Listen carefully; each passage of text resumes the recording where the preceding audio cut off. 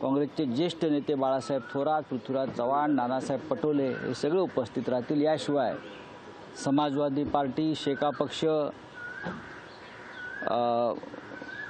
डावे पक्ष, कम्युनिस्ट दोन्ही, CPIM, कपिल पाटील यांच्या नेतृत्वाखालचा त्यांचा पक्ष, असे सगळे पक्ष हे तिथे उपस्थित राहतील।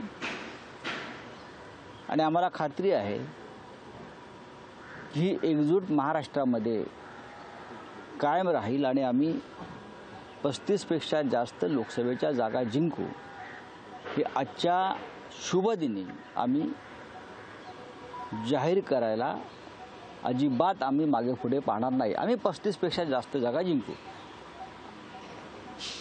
काही लोकांचं विचार असतं आम्ही 48च्या 48 जिंकू, 45+ मिशन, आमचं नाही।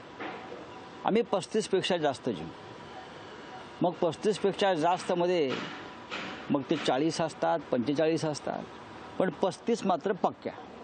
सर, 3.5 मुहूर्तांपैकी आजचा एक महत्त्वाचा मुहूर्त मानला जातो आणि अशाच दिवशी महाविकास आघाडीची पत्रकार परिषद आहे। विजयाची गुढी महाविकास आघाडी उभा 3.5 मुहूर्तांपैकी एक मुहूर्त आहे, हे खरं आहे।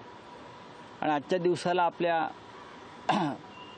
कॅलेंडरमध्ये असेल, आपल्या जीवनामध्ये, आपल्या संस्कृतीमध्ये फार महत्त्व आहे। महाराष्ट्राच्या राजकारणामध्ये जे 3.5 शहाणे आज आपल्याला दिसत आहेत,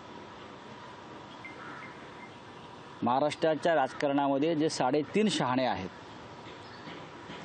त्या 3.5 शहाण्यांना आव्हान देण्यासाठी आम्ही आजचा मुहूर्त निवडला आहे। 3.5 मुहूर्तापैकी एक। सांगली किंवा भिवंडी ह्या 2 जागांचा आणि अशाच काही जागांवर वाद होता। आजच्या पत्रकार परिषदेत मला असं वाटतं ज्या अर्थी आम्ही एकत्र येऊन पत्रकार परिषद घेत आहोत, 3 पक्ष आणि इतर आमचे घटक पक्ष, त्या अर्थी आमच्या दृष्टीनं कोणताही वाद उरलेला नाही।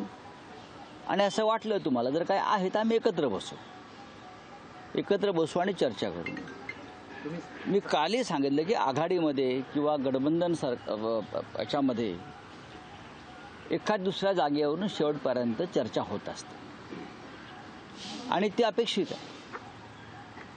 अनेक वर्षे वेगळ्या पद्धतीनं आपण काम करताना एकत्र येतो, प्रत्येक जागेवरती आपले कार्यकर्ते काम करत असतात। सांगलीसुद्धा मी मानतो किंवा भिवंडीसुद्धा मानतो की अनेक पक्षाचे लोक काँग्रेस तिकडे अनेक वर्ष लढत आली स्वातंत्र्यापासून। मी विश्वजित कदम आणि विशाल पाटील या दोन्ही सांगलीकर नेत्यांच्या भावनांशी मी सहमत आहे एक राजकीय कार्यकर्ता म्हणून। त्याचप्रमाणे भिवंडीतील सुद्धा राजकीय कार्यकर्त्यांच्या भूमिकांशी मी सहमत आहे। त्याचप्रमाणे रामटेक, अमरावती, कोल्हापूर जिथे आमच्या जागा आम्ही काँग्रेसला सोडल्या, तेथील शिवसैनिकांच्या ज्या भावना आहेत त्या संदर्भात, जागा सोडण्यासंदर्भात, त्यांच्याशी मी सहमत आहे। हे होत असतं, पण शेवटी आपल्याला या देशात हुकुमशाही विरुद्ध लढताना काही गोष्टी स्वीकाराव्या लागतात, काही गोष्टींचा त्याग करावा लागतो। पंतप्रधान काल एक साहेब तुम्ही अर्ध्या शहाण्याच्या 3.5 मुहूर्तांपैकी 3.5 शहाणे म्हणाले, तर हे अर्धा शहाणा नेमका कोण आहे? अर्धा शहाणा नेमका कोण? आज गुढीपाडवा आहे, त्या अर्ध्या शहाण्याची झोप कशाकरता उडवत आहे उद्या सांगेन तुम्हाला मी नक्कीच। पण हे सरकार आणि महाराष्ट्रातले त्यांचे सगळे लोक हे 3.5 शहाणेच आहेत, ते पूर्ण शहाणे नाही आहेत। आणि 3.5 शहाण्यानेच महाराष्ट्राचं राज्य बुडवलं होतं। सर, प्रधानमंत्री ने कल चंद्रपुर में कहा कि पंतप्रधानांनी काल नकली सेना म्हणाले, कसं बाळासाहेबांच्या विचारांची सेना एकनाथ शिंदे पुढे घेऊन जातात असंही म्हणाले। बाळासाहेबांच्या विचार हाच प्रधानमंत्री मोदी म्हणजे आज ते प्रधानमंत्री त्या अर्थानं नाही आहेत, तरी ते स्वतःला प्रधानमंत्री लावतात। आचारसंहितेमध्ये कोणीही मुख्यमंत्री नसतो, कोणी प्रधानमंत्री नसतो। निवडणुका जाहीर झाल्यात, प्रधानमंत्री मला असं वाटलं त्यांच्याकडे थोडं तरी शहाणपण असेल।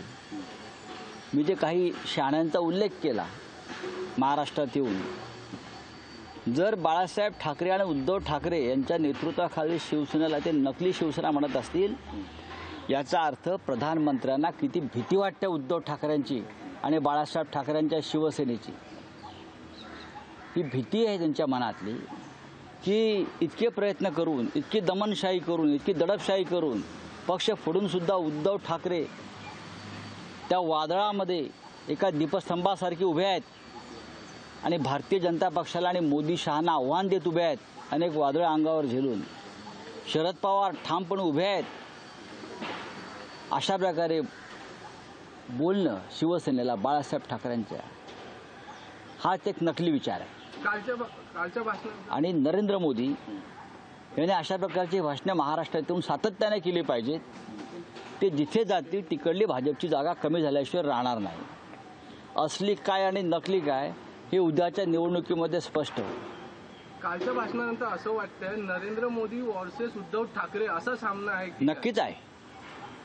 या महाराष्ट्रामध्ये नरेंद्र मोदी विरुद्ध उद्धव ठाकरे, धर्म विरुद्ध अधर्म, दडपशाही विरुद्ध प्रामाणिकपणा, बरं का, खंडणीखोर ईडी सीबीआयच्या माध्यमातून खंडणीखोर करणारा एक नेता भाजपचा विरुद्ध सर्व तुम्ही आमच्याकडून हिसकावून घेऊन सुद्धा या लढ्यामध्ये उतरलेला एक अर्जुन, एक कृष्ण, अशी लढाई आहे.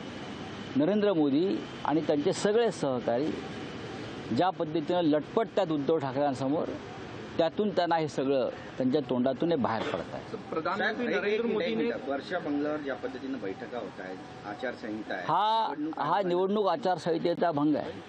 त्यांनी नोटीस बजावली. नरेंद्र मोदी सरकारी विमानं घेऊन, सरकारी वाहनं, सरकारी हेलिकॉप्टर घेऊन प्रचाराला फिरतायत, घोषणा करतायत. हा सुद्धा आचारसंहितेचा भंग आहे. मुख्यमंत्र्यांच्या बंगल्यावर निवडणुकांच्या बैठका होत आहेत, घोषणा होत आहेत. हा सुद्धा आचारसंहितेचा भंग आहे. ज्यांना संविधान आणि घटना कळत नाही किंवा जे मानायला तयार नाहीत तेच अशा प्रकारचं काम करू शकतात. विधानसभा अध्यक्ष राहुल नार्वेकर यांच्या विरोधात तक्रार दाखल झाली. अलिबागचं नामकरण करावं अशी मागणी त्यांनी केली आहे. तुम्ही सुद्धा अलिबागमधूनच आहात, काय म्हणाले आपण? नाही, मी त्याच्यावरती काही म्हणणार नाही. त्यांना अलिबागविषयी फार माहीत नाही. बोले. महाराष्ट्र के चंद्रपुर में कहा कि मुझे इस बात की खुशी है कि एकनाथ शिंदे जो हैं, शिवसेना है, वो बालासाहेब ठाकरे के विचार बात ऐसी है, जब शिवसेना का जन्म हुआ था तब ये मोदी जी के साथ जो आप बैठा है, असली नकली वाला चेहरा, मुखौटा, वो कहाँ था? वो तो घुटने के नीचे भी उसका जन्म नहीं हुआ था. देखिए, डर है मोदी जी के मन में, उद्धव ठाकरे के बारे में डर है. इतनी दमन शक्ति, हाँ, इतना दबाव डालने के बावजूद, पार्टी तोड़ने के बावजूद उद्धव ठाकरे आज भी मैदान में खड़े हैं और चैलेंज कर रहे हैं. ये डर है और ये डर अच्छा है. महाराष्ट्र में डरना ही चाहिए शिवसेना को आकर. असली नकली मोदी नहीं तय कर सकते. या इलेक्शन कमीशन, ये जनता तय करेगी. जहाँ जहाँ मोदी जाकर इस प्रकार के भाषण दे रहे हैं शिवसेना के बारे में, वहाँ वहाँ बीजेपी हार रही है. ये मोदी जी को मालूम है. मोदी जी पूरी सरकारी यंत्रणा का दुरुपयोग करके चुनाव में यहाँ प्रचार कर रहे हैं. ये कोड ऑफ कंडक्ट का उल्लंघन है, सीधा उल्लंघन है. और फिर भी ये भारतीय जनता पार्टी के लोग हमें नियम और कानून सिखा रहे हैं. ये ठीक नहीं है. उद्धव ठाकरे इस महाराष्ट्र के असली नेता है. उद्धव जी ने मोदी जी के सामने एक चैलेंज खड़ा किया है, इसलिए वो डर रहे हैं. उद्धव ठाकरे वर्सेस प्रधानमंत्री. महाराष्ट्र की जो लड़ाई है ये शरद पवार वर्सेस मोदी और उद्धव ठाकरे वर्सेस मोदी, ये लड़ाई है. और उसमें जो महाराष्ट्र के दुश्मन है वो पराजित हो जाएंगे. तो सांगली सीट को लेके भी कुछ ऑफर दी गई है कांग्रेस की तरफ से कि वो सीट छोड़ दीजिए, हम दूसरी सीट देंगे. और पवार साहब को मध्यस्थता करने के बारे में कहा गया. इसमें इस तरह से कुछ